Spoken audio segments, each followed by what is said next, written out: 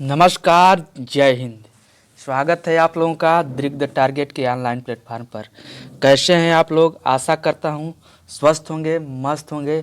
आपकी पढ़ाई लिखाई बिल्कुल शानदार तरीके से चल रही होगी।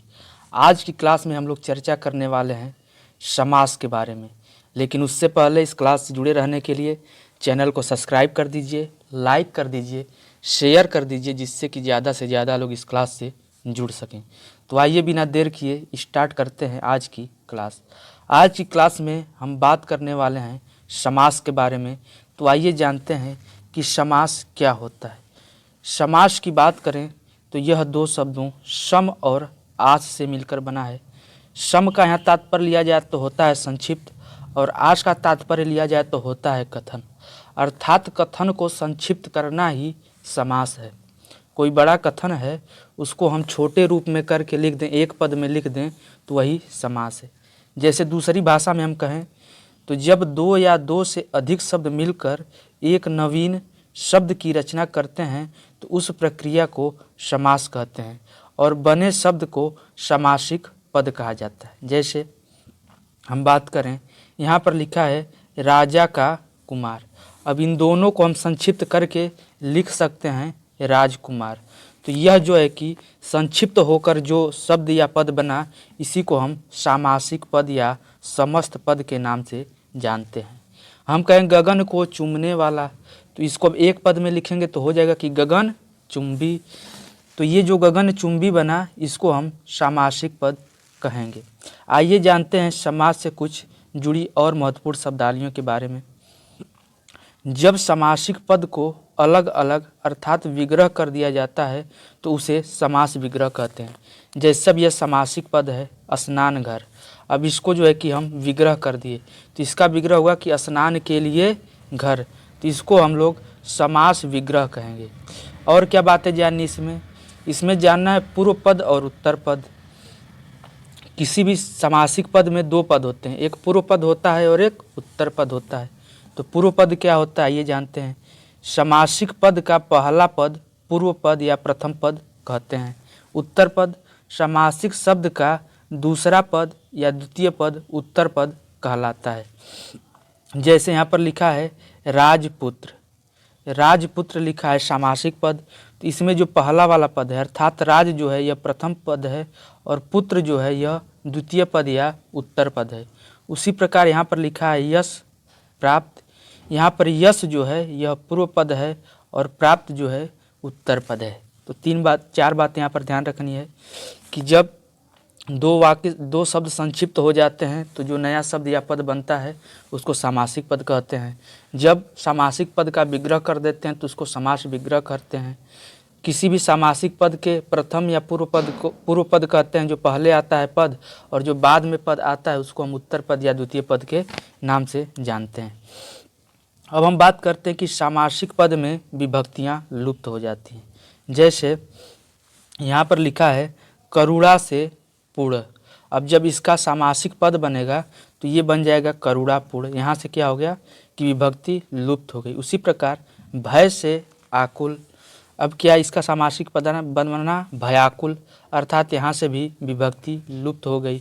उसी प्रकार परीक्षा के लिए भवन और सामासिक पद बना परीक्षा भवन, यहाँ से विभक्ति के लिए विलुप्त हो गई। तो समास में जो है कि सामासिक पद में विभक्तियाँ विलुप्त हो जाती हैं। अब हम बात करते हैं समास के प्रकार की। समास के प्रकार को हम पद की प्रधानता के आधार पर विभाजित करते हैं। तो होता है पूर्व पद प्रधान, या कोई सामासिक पद होगा तो उसका पूर्व पद प्रधान होगा, या फिर उत्तर पद प्रधान होगा, या फिर दोनों पद प्रधान होगा, या फिर दोनों पद अप्रधान होगा। तो इन चार स्तरों पर जो है कि हम समास को विभाजित करते हैं।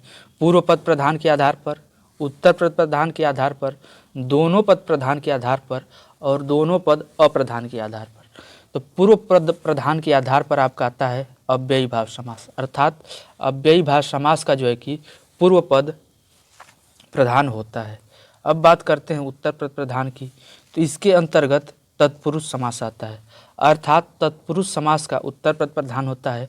और तत्पुरुष समास के ही दो अंग कर्मधारय समास और द्विगु समास माने गए हैं, अर्थात इन दोनों का भी उत्तर पद ही प्रधान होता है। अब हम बात करते हैं दोनों पद प्रधान की। तो द्वंद्व समास जो होता है इसके दोनों पद प्रधान होते हैं, अर्थात पहला पद भी और दूसरा पद भी, दोनों पद अपने आप में विशेष स्थिति रखते हैं। वहीं बात करें दोनों पद अप्रधान की, तो बहुब्रीहि समास जो होता है इसके दोनों पद अप्रधान होते हैं, अर्थात यह तीसरे पद को धारण कर लेता है। इसको जो है कि हम आगे इस पर विस्तृत चर्चा करेंगे। यहाँ पर एक बात नोट करके आप लिखिएगा कि अगर परीक्षा में इस प्रकार का प्रश्न आता है कि समास के कितने प्रकार के होते हैं और विकल्प में ये 4 ऑप्शन न दिया हो, अगर 4 ऑप्शन न दिया हो कि समास के 4 प्रकार होते हैं, तो हम 6 को सही करेंगे। अगर 6 दिया है तो उस पर हम क्लिक करके आएंगे, क्योंकि अव्ययी समास, तत्पुरुष समास, कर्मधारय समास, द्विगु समास, द्वंद्व समास और बहुब्रीहि समास, इस प्रकार से अगर हम गिनती करें तो समास 6 होते हैं, लेकिन मुख्य रूप से समास 4 ही होते हैं। तो वरीयता हम 4 को देंगे। 4 न होने के बाद हम 6 पर जो है कि क्लिक करेंगे। तो आइए सबसे पहले बात करते हैं हम अव्ययी भाव समास की। तो जिस समास का पहला पद प्रधान अर्थात अव्यय, अव्यय का मतलब कि जो व्यय न हो, अर्थात जो परिवर्तित न हो, अविकारी हो, उसे अव्ययी भाव समास कहते हैं। जैसे अनु, आ, प्रति, भर, यथा, अधि, अनु, अ, बे, ये जहाँ पर ये अव्यय आते हैं वहाँ पर जो है कि अव्ययी भाव समास होता है। लेकिन जो शब्द बने, समासिक पद बने, वो समासिक पद बनने के बाद भी अव्यय का गुण प्रदर्शित करना चाहिए, अर्थात उस पर लिंग, वचन और कारक का प्रभाव नहीं पड़ना चाहिए। दूसरी बात कि एक ही शब्द जब 2 बार आ जाए, जैसे हाथ हाथ, धीरे धीरे, एक एक, दिन दिन, तो वहाँ पर भी जो है कि अव्ययी भाव समास होता है। आइए देखते हैं अब कुछ उदाहरण को। यहाँ पर लिखा है कि प्रति, प्रतिदिन। तो यहाँ देखिए, यहाँ पर पूर्व पद है प्रति और बाद का पद है दिन। तो यहाँ पर प्रति अव्यय आ गया और दोनों मिलकर बनाए प्रत्येक दिन, और प्रत्येक दिन भी एक अव्यय है, अर्थात इस पर लिंग, वचन और कारक का प्रभाव नहीं पड़ेगा। उसी प्रकार यहाँ पर दिया है प्रतिक्षण। अब प्रतिक्षण, इसमें भी पूर्व पद अव्यय आ गया और क्षण आ गया, हर एक क्षण। तो यहाँ पर भी क्या होगा, अव्ययी भाव समास होगा। उसी प्रकार आ जन्म, आ और जन्म से मिलकर बना, मतलब जन्म से लेकर अव्ययी भाव। आ मरण, आ और मरण, मृत्यु के अंत तक। आ कंठ, आ और कंठ से मिलकर बना, इसका मतलब हुआ कंठ तक। और उसी प्रकार यथा संभव, यह यथा और संभव से मिलकर बना है, जिसका मतलब होता है जैसे संभव हो। यथा सामर्थ्य, यथा और सामर्थ्य से मिलकर बना, सामर्थ्य के अनुसार। तो ये जितने पूर्व पद हैं ये सभी अव्यय के रूप में आते हैं, और जो सामासिक पद भी बन रहा है वो भी एक अव्यय का गुण प्रदर्शित कर रहा है, इसीलिए इसमें जो है कि अव्यय भाव समास होगा। उसी प्रकार यथा स्थान, यथा और स्थान से जो स्थान निर्धारित हो। अनुरूप, अनु और रूप से मिलकर बना, रूप के योग्य। अनुसार, अनु और सार से मिलकर बना, जैसा सार है वैसा। लाजवाब, ला और जवाब से मिलकर बना, जिसका जवाब न हो। समक्ष, सम और अच्छ से मिलकर बना, समक्ष जो है कि सम और अच्छ से मिलकर बना, जिसका अर्थ होता है कि आँख के सामने। बेलगाम, बे और लगाम से मिलकर बना, जिसका होता है बिना लगाम के। उसी प्रकार निर्भय, निर और भय से मिलकर बना, जिसका अर्थ होता है बिना भय के। अब यहाँ पर हमने एक समासिक पद छोड़ा था प्रति ध्वनि, जो प्रति और ध्वनि से मिलकर बना है, जिसका विग्रह होता है ध्वनि की ध्वनि। अब इसको इस कमेंट बॉक्स में आपको करना है इसका आंसर कि यह अव्यय समास के अंतर्गत आएगा या फिर तत्पुरुष समास के अंतर्गत आएगा। अब हम बात करते हैं तत्पुरुष समास की। तो जिस समास में उत्तर पद अर्थात मतलब द्वितीय पद प्रधान होता है वहाँ तत्पुरुष समास होता है, तथा समास करने पर कारक चिन्ह विलुप्त हो जाता है। तत्पुरुष समास में क्या होता है कि इसका उत्तर पद प्रधान होता है, अर्थात जब भी बात की जाएगी तो उत्तर पद के बारे में बात की जाएगी, और आगे जो पूर्व पद आएगा उसका विस्तार करने के लिए पूर्व पद दिया जाता है। और इसमें क्या होता है कि कारक का लुप्त होता है। तो जहाँ भी आपको समास विग्रह करते समय अगर कारक आ जाए तो वहाँ समझिए कि तत्पुरुष समास है। यहाँ नोट करके लिखा भी है कि जिस समास में कारक का प्रयोग होता है वहाँ तत्पुरुष समास होता है। जैसे यहाँ पर लिखा है राजा का कुमार, तो इससे बना राजकुमार। अब जब इसका विग्रह करेंगे तो बनेगा कि राजा का कुमार। तो देखिए यहाँ पर जो है कि आपका कारक आ गया, इसमें जो है कि तत्पुरुष समास होगा। उसी प्रकार मद से अंधा, मदांत का होता है मद से अंधा, यहाँ पर भी जो कि कारक चिन्ह आ गया तो यहाँ भी कारक तत्पुरुष समास होगा। उसी प्रकार जब गौशाला का समास विग्रह करेंगे तो बनेगा गौ के लिए शाला, और यहाँ पर भी कारक चिन्ह आ रहा है अर्थात यहाँ भी कारक है, तो अर्थात इसमें भी जो है कि तत्पुरुष समास होगा। अब हम बात करते हैं तत्पुरुष समास के भेद की, लेकिन उससे पहले एक बात आपको ध्यान रखनी है कि जब हम कारक पढ़ रहे थे तो हमने पढ़ा था कि कारक 8 प्रकार के होते हैं। कर्ता कारक, कर्म कारक, करण कारक, संप्रदान कारक, आपादान कारक, संबंध कारक, अधिकरण कारक और संबोधन कारक। और उसके कारक चिन्हों के बारे में भी हम लोग बहुत अच्छे तरीके से चर्चा किए थे कि कर्ता का कारक चिन्ह ने, कर्म का को, करण का से और के द्वारा, संप्रदान का के लिए, आपादान का से अलग होने के अर्थ में, संबंध का के की, रा रे री, ना ने नी, अधिकरण में पर और संबोधन हे अरे भो। लेकिन जब हम बात करते हैं तत्पुरुष समास की तो इसमें कर्ता तत्पुरुष नहीं होता है अर्थात पहला वाला, और सबसे लास्ट वाला अर्थात संबोधन तत्पुरुष नहीं होता है। अर्थात कहने का मतलब कि कर्म तत्पुरुष, करण तत्पुरुष, संप्रदान तत्पुरुष, आपादान तत्पुरुष, संबोधन तत्पुरुष और अधिकरण तत्पुरुष होते हैं। इस प्रकार तत्पुरुष के जो है कि 6 भेद हैं, 1, 2, 3, 4, 5 और 6। इसको जो है कि द्वितीया कहते हैं, कर्म को द्वितीया, क्योंकि कर्म दूसरे पे आ रहा है, प्रथम का तो तत्पुरुष समास होता ही नहीं है। उसी प्रकार करण तृतीया पर, संप्रदान चतुर्थ पर, आपादान पंचमी पर, संबंध षष्ठमी पर और अधिकरण सप्तमी पर। तो कभी कभी वह कर्म तत्पुरुष न देकर द्वितीय तत्पुरुष दे देता है, तो उसको जानिए कि कर्म तत्पुरुष अर्थात को की बात कर रहा है। उसी प्रकार से करण न दे के तृतीय दे देगा, संप्रदान न दे के चतुर्थ दे देगा, आपादान न दे के पंचमी दे देगा, संबंध न दे के षष्ठी दे देगा और अधिकरण न दे के सप्तमी तत्पुरुष दे देगा। तो इस बात का भी आपको ध्यान रखना है। तो आइए हम एक एक तत्पुरुष पर जो है कि विस्तृत रूप से चर्चा करते हैं। सबसे पहले हम बात करते हैं अब कर्म तत्पुरुष की। तो कर्ता कर्म दूसरे पर आ रहा है, इसीलिए इसको द्वितीय तत्पुरुष भी बोल देते हैं।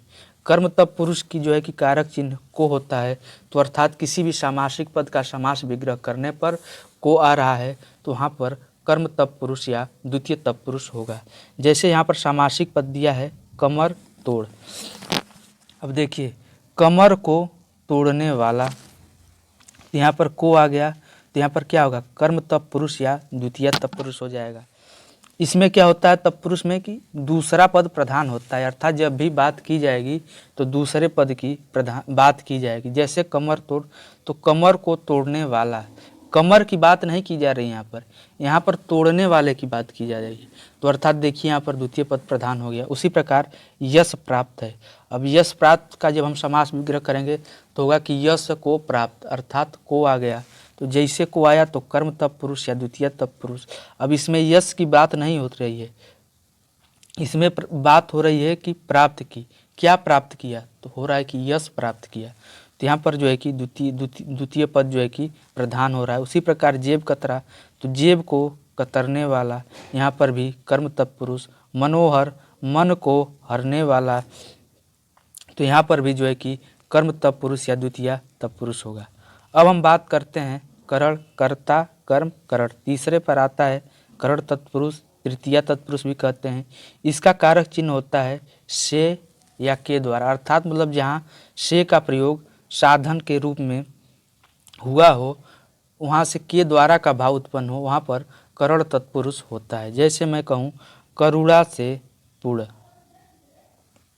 तो यहाँ पर से आया, करुणा के द्वारा पुड़ यहाँ पर लगा दिए तब भी सही हो रहा है, तो अर्थात यहाँ पर करण तत्पुरुष होगा। उसी प्रकार रेखांकित, रेखा के द्वारा अंकित, के द्वारा आया अर्थात करण तत्पुरुष। अकाल पीड़ित, अकाल से पीड़ित या फिर इसके स्थान पर के द्वारा लगा दिए तो अकाल के द्वारा पीड़ित, तो सही हो रहा है। तो यहाँ पर भी जो है कि करण तत्पुरुष होगा या तृतीय तत्पुरुष होगा। हस्तलिखित, हाथ के द्वारा लिखित या फिर हाथ से लिखित, तो यहाँ पर क्या हो जाएगा करण तत्पुरुष, अर्थात मतलब जहाँ से आए लेकिन वो एक साधन का बोध कराए। से के स्थान पर अगर हम के द्वारा भी प्रयोग करें तो उसका अर्थ परिवर्तित न हो, तो वहाँ पर करण तत्पुरुष हो जाएगा। और चूंकि करण तीसरे नंबर पर आ रहा है तो इसको कभी कभी तृतीय तत्पुरुष भी कहते हैं। अब बात करते हैं संप्रदान तत्पुरुष की। संप्रदान चतुर्थी चौथे नंबर पर आता है, इसीलिए इसको चतुर्थी तत्पुरुष भी कहते हैं। इसका कारक चिन्ह होता है के लिए। अब जैसे लिखा है गौशाला, तो गौ के लिए शाला, यहाँ पर गौ की बात नहीं हो रही है, शाला की बात हो रही है। शाला का मतलब घर, तो गौ के लिए शाला, तो शाला की बात हो रही है। और के लिए आया, तो के लिए तो संप्रदान तत्पुरुष का कारक चिन्ह है, तो यहाँ पर संप्रदान तत्पुरुष हो जाएगा। उसी प्रकार देशभक्ति, अब इसका समास विग्रह करेंगे तो होगा देश के लिए भक्ति। अब जैसे देखें कि के लिए आया समास विग्रह करने पर, तो के लिए तो संप्रदान के लिए आता है, तो अर्थात यहाँ पर संप्रदान तत्पुरुष हो जाएगा। और संप्रदान जो है कि कर्ता कर्म करण, फिर उसके बाद संप्रदान, चौथे नंबर पर संप्रदान आ रहा है, तो चतुर्थी तत्पुरुष हो जाएगी। उसी प्रकार रण भूमि, तो रण के लिए भूमि, अब के लिए आया तो संप्रदान तत्पुरुष। न्यायालय, न्याय के लिए आलय, तो यहाँ पर भी संप्रदान तत्पुरुष हो जाएगा। अब हम बात करते हैं आपादान या पंचमी तत्पुरुष की। आपादान का जो है कि कारक चिन्ह से होता है, लेकिन यह से जो है कि अलग होने के अर्थ में और पास होने के अर्थ में प्रयोग किया जाता है। जो से होता है इसका प्रयोग जो है कि अलग होने का भी भाव दिखाता है और पास होने का भी भाव दिखाता है।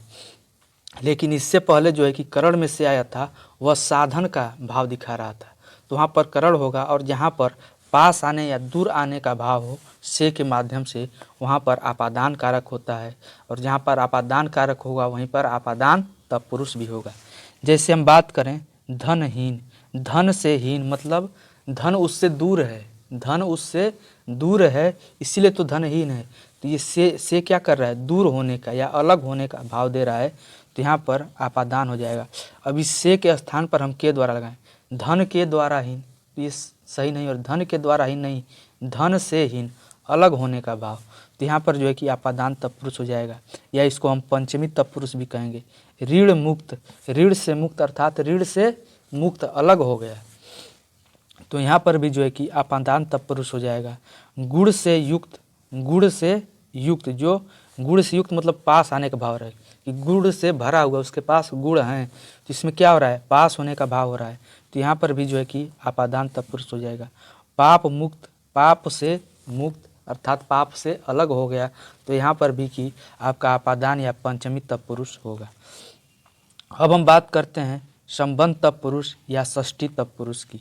इसका कारक चिन्ह होता है का, के, की, अर्थात जो संबंध बताने की बात करें। जैसे अब बात करें ऋषि कन्या, तो इसमें जो क्या संबंध बता रहे कि ऋषि की कन्या, ऋषि कन्या का मतलब कि ऋषि की कन्या, तो कारक चिन्ह की आ गया, तो यहाँ पर संबंध तत्पुरुष होगा। और यहाँ पर ऋषि और कन्या के बीच में संबंध बता रहा है, इसको हम लोग षष्ठी तत्पुरुष भी कहेंगे। देखिए अब ये भी बात की गई थी कि तत्पुरुष समास में उत्तर पद प्रधान होता है, तो यहाँ पर ऋषि की बात नहीं, कन्या की बात की जा रही है, तो क्या उत्तर पद प्रधान है। उसी प्रकार राजपुत्र, राजा का पुत्र, तो यहाँ पर का आ गया, जो राजा और पुत्र के बीच में संबंध बता रहा है, तो यहाँ पर संबंध तत्पुरुष हो जाएगा। और यहाँ पर राजा की बात नहीं, उसके पुत्र की बात की जा रही है, तो उत्तर पद भी प्रधान है। उसी प्रकार अन्न दान, अन्न का दान, तो यहाँ पर अन्न की बात नहीं बल्कि दान की बात की जा रही है, और यहाँ पर कारक चिन्ह का आ गया, जो अन्न और दान के बीच में संबंध बता रहा है, तो यहाँ पर संबंध तत्पुरुष हो जाएगा। उसी प्रकार पराधीन, पर के अधीन, पर मतलब होता है दूसरे, अर्थात दूसरे के अधीन, तो यहाँ पर भी आपका संबंध तत्पुरुष हो जाएगा।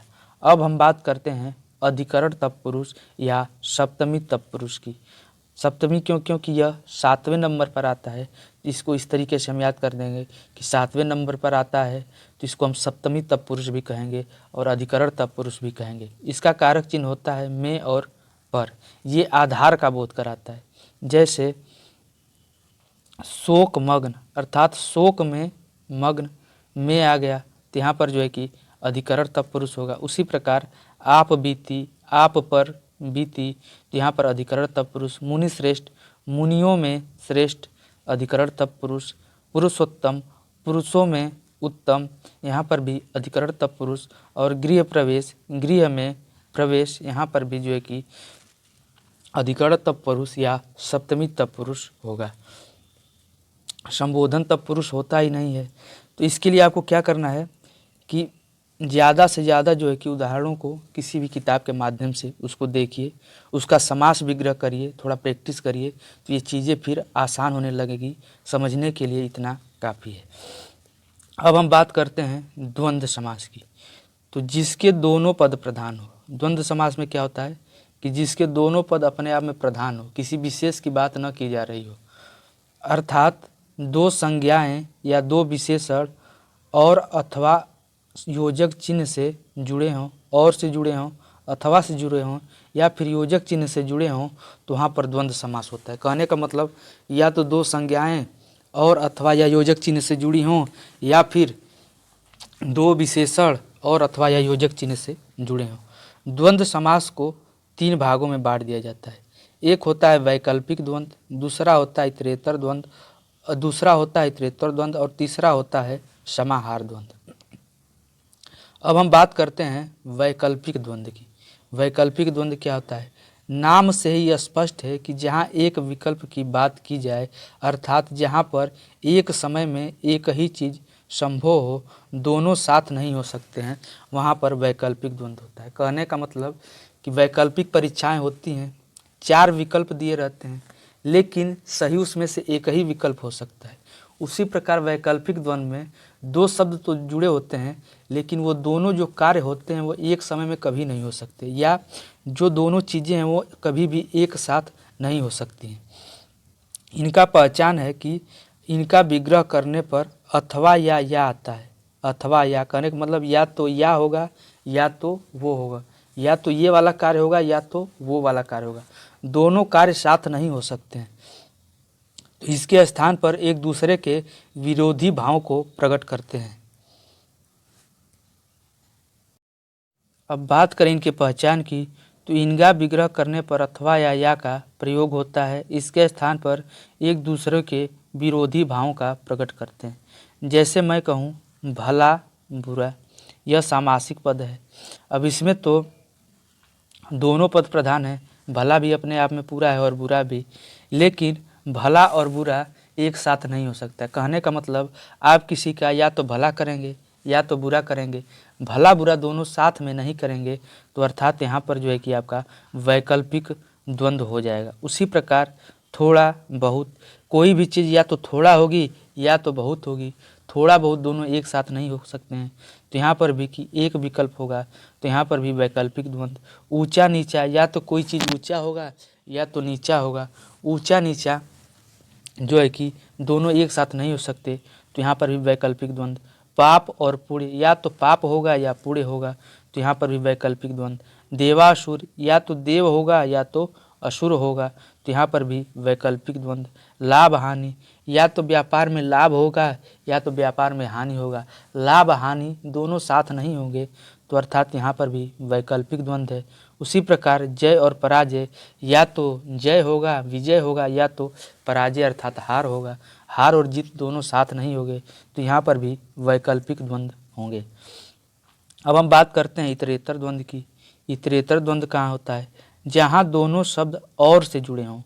वहाँ पर क्या अथवा या से जुड़े होते थे, यहाँ पर और से जुड़े हों, और जहाँ पर दोनों साथ रहने की संभावना हो।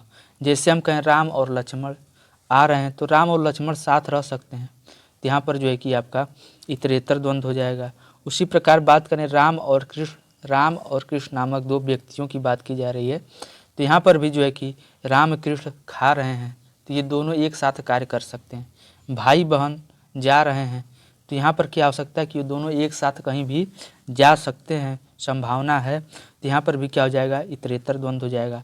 माता पिता जी आ रहे हैं, तो यहाँ पर क्या होता है? दोनों एक साथ आ रहे हैं, मतलब साथ में हैं, तो यहाँ पर भी जो है कि आपका इतरेतर द्वंद्व। गौरी शंकर, गौरी और शंकर जो है कि आज घूमने के लिए जा रहे हैं, तो गौरी और शंकर साथ हो सकते हैं, तो यहाँ पर भी जो है कि आपका इतरेतर द्वंद्व होगा। अब हम बात करते हैं समाहार द्वंद्व की। समाहार द्वंद्व क्या है?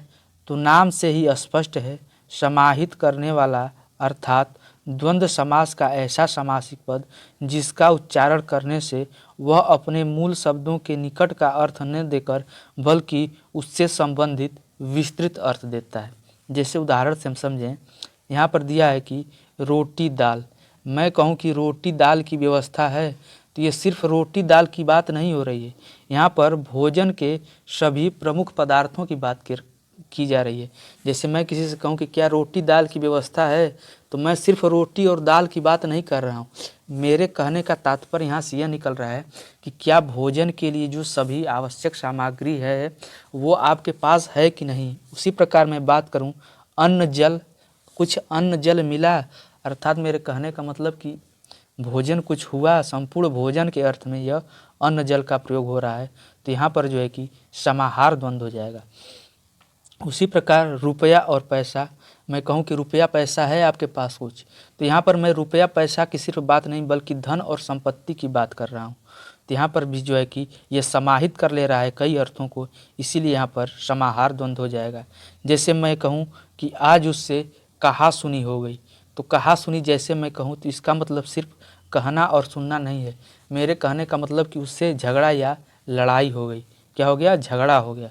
उसी प्रकार कपड़ा लत्ता, तो कपड़ा और लत्ता इस यहाँ पर भी जो है कि मैं वस्त्र के लिए बात कर रहा हूँ। हाथ पाँव, हाथ और पाँव, जैसे मैं कहूँ कि अपना हाथ और पाँव बचा के रखना, तो मैं सिर्फ हाथ पाँव की बात नहीं कर रहा हूँ, मैं शरीर के सभी अंगों की बात कर रहा हूँ कि अपने सभी अंगों को जो है कि बचा कर रखना। अगर किसी खतरनाक कार्य के लिए जा रहे हो तो हाथ पाँव बचा कर रखना, इसका मतलब शरीर के सभी अंगों को बचा कर रखना। तो ये अनेक भावों को समाहित कर ले रहा है, इसीलिए यहाँ पर समाहार द्वंद्व हो जाएगा। अब हम बात करते हैं अगले समास की। अगला समास है द्विगु समास। द्विगु समास का भी उत्तर पद प्रधान होता है। द्विगु समास तत्पुरुष समास के ही अंतर्गत आता है तथा पूर्व पद संख्यावाची होता है। कहने का मतलब कि अगर कोई सामासिक पद है और उसका पूर्व पद जो है कि संख्यावाची है, तो वहाँ पर द्विगु समास होगा। जैसे हम बात करें चतुर्दिक, तो चार दिशाओं का समाहार, तो यहाँ पर चार आ गया तो द्विगु समास हो जाएगा। उसी प्रकार हम बात करें त्रिफला, तो तीन फलों का समाहार, तो यहाँ पर जो है कि आपका द्विगु समास हो जाएगा, तीन आ गया। त्रिभुज, तीन भुजाओं का समाहार, तो यहाँ पर जो है कि आपका द्विगु समास हो जाएगा। अठन्नी, आठ आनों का समाहार, यहाँ भी द्विगु समास हो जाएगा। उसी प्रकार दोपहर, दो पहरों का समाहार, तो यहाँ भी आपका द्विगु समास हो जाएगा, क्योंकि यहाँ पर जो है कि गणना चल रही है 4, 3, 3, 8, 2, तो जहाँ पर भी ये जो है कि पूर्व पद में संख्यावाची आ जाए वहाँ पर आपका द्विगु समास होता है। अब हम बात करते हैं कर्मधारय समास की। कर्मधारय समास भी तत्पुरुष समास के अंतर्गत आता है। कर्मधारय समास का उत्तर पद प्रधान होता है और इसमें तुलना का भी बोध होता है। इसमें क्या होता है कि दो पद होते हैं, प्रथम पद और द्वितीय पद, तो इसका भी उत्तर पद प्रधान होता है। पहला पद विशेषण होगा और दूसरा पद विशेष्य होगा, अर्थात इसमें किसी की विशेषता बताई जा रही होगी। दूसरा इसमें क्या होता है, या तो पहला पद उपमान होगा, दूसरा पद उपमेय होगा, या पहला पद उपमेय होगा, दूसरा पद उपमान होगा। उपमान क्या होता है? जिससे उपमा दी जाए। उपमेय क्या होता है? जिसकी उपमा दी जाए। जैसे पहले इसको हम समझ लेते हैं। मुख चंद्र सहाय, अब इसमें जो है कि मुख की तुलना चंद्र से की जा रही है, तो जिससे तुलना की जाए वह उपमान होता है, अर्थात चंद्र उपमान होगा, और जिसकी तुलना की जाए वह उपमेय होता है, अर्थात मुख यहाँ पर उपमेय होगा। तो कहने का मतलब कि जहाँ पर भी पहला पद विशेषण और दूसरा पद विशेष्य हो, या फिर पहला पद उपमान दूसरा पद उपमेय हो, तो वहाँ पर जो है कि कर्मधारय समास होता है और इसमें जो है कि तुलना की जाती है। क्या होता है कि दो चीज़ों में तुलना की जाती है। जैसे मैं कहूँ कि कमल नयन, तो कमल के समान नयन। अब नयन की तुलना जो है कि कमल से की जा रही है कि नयन कैसा है? कमल के समान है, तो यहाँ पर कमल उपमान और नयन उपमेय हो गया। उसी प्रकार बात करें चरण कमल, तो चरण यहाँ पर जो है कि उपमेय है और कमल उपमान है, अर्थात चरण की तुलना कमल से की जा रही है, चरण रूपी कमल, तो यहाँ पर जो है कि आपका कर्मधारय समास हो जाएगा। उसी प्रकार नीला अंबर, यहाँ पर अंबर है और यहाँ पर नीला है। नीला विशेषण है और अंबर विशेष है, अर्थात अंबर मतलब आकाश, तो आकाश की विशेषता बताई जा रही है कि कैसा है? नीला, नीला है जो अंबर, तो यहाँ पर भी आपका कर्मधारय समास हो जाएगा। उसी प्रकार महादेव, यहाँ पर देव विशेष्य है और महा जो है कि विशेषण है, अर्थात देव की विशेषता बता रहा है कि महान है जो देव, तो यहाँ पर भी कर्मधारय समास हो जाएगा। उसी प्रकार नील कमल, कमल की विशेषता बता रहा है कि कमल कैसा है, नीला है, तो नीला है जो कमल, तो यहाँ पर भी आपका कर्मधारय समास हो जाएगा। उसी प्रकार वीर बाला, वीर है जो बाला, तो यहाँ पर क्या बाला की विशेषता बताई जा रही है कि वह वीर है, तो वीर है जो बाला, तो यहाँ पर भी विशेष और विशेषण आ रहे हैं, तो यहाँ पर भी कर्मधारय समास होगा। अब हम बात करते हैं बहुव्रीहि समास की। बहुव्रीहि समास क्या होता है, तो जिस समास के दोनों पद अप्रधान होते हैं तथा दोनों पदों से मिलकर किसी तीसरे पद को अस्तित्व में लाते हैं, वहाँ पर बहुव्रीहि समास होता है।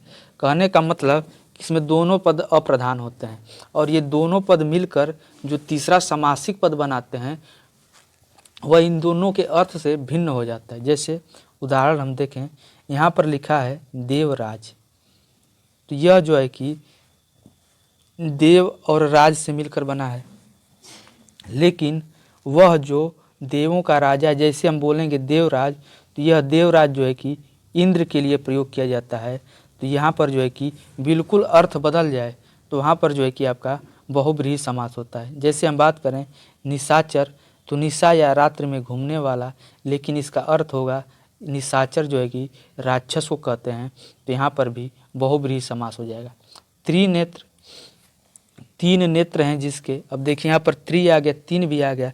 अब आप कहेंगे सर इसमें तो द्विगु समास होना चाहिए क्योंकि त्रिनेत्र आ रहा है, लेकिन त्रिनेत्र अर्थात तीन नेत्रों वाला हम किसके लिए प्रयोग करते हैं, शंकर भगवान को त्रिनेत्र कहते हैं। तो जहाँ पर भी जो है कि बिल्कुल अर्थ अलग होके आए तो वहाँ पर बहुव्रीहि समास होगा।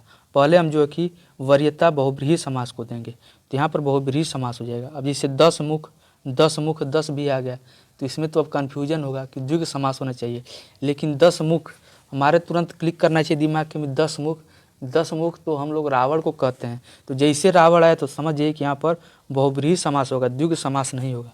उसी प्रकार मीठ बोला, मीठी बोली है जिसकी, अर्थात किसी विशेष व्यक्ति की बात की जा रही है, तो अर्थात यहाँ पर बहुव्रीहि समास हो जाएगा।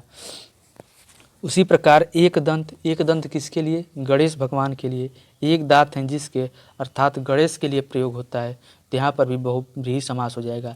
वीणा पाड़ी, वीणा पाड़ी में है जिसके, अर्थात हाथ में जिसके वीणा रहती हो, तो किसको, सरस्वती के हाथ में वीणा रहती है, तो यहाँ से जो है कि निकल के आ जा रहा है सरस्वती।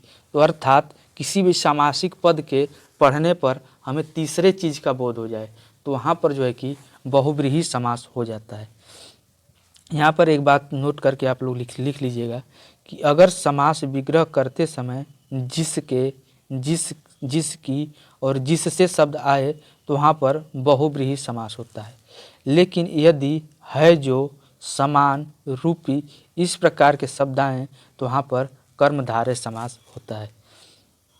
अब हम बात करते हैं एक नौ समास की, जो कि अव्यय का ही एक रूप इसको हम मान सकते हैं।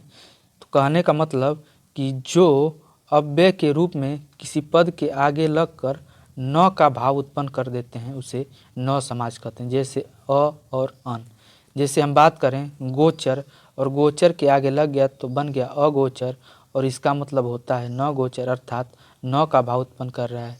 उसी प्रकार यहाँ पर चल है, चल में लगा दिए अ तो बन गया अचल, अचल का मतलब होता है कि न चल। उसी प्रकार जन्मा, जन्मा के आगे लगा दिए अ तो बन गया अजन्मा, मतलब न जन्मा, अर्थात जो जन्मा न हो। उसी प्रकार अधर्म, तो धर्म के आगे लगा दिए अ तो बन गया अधर्म, अर्थात न धर्म।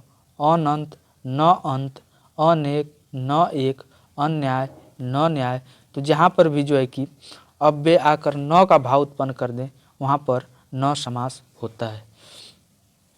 तो आज की क्लास हम यहीं तक रखेंगे। आशा करता हूँ कि सारी बातें आपको अच्छे से समझ में आ गई होगी। फिर मिलते हैं नेक्स्ट क्लास में, तब तक के लिए नमस्कार, जय हिंद, धन्यवाद।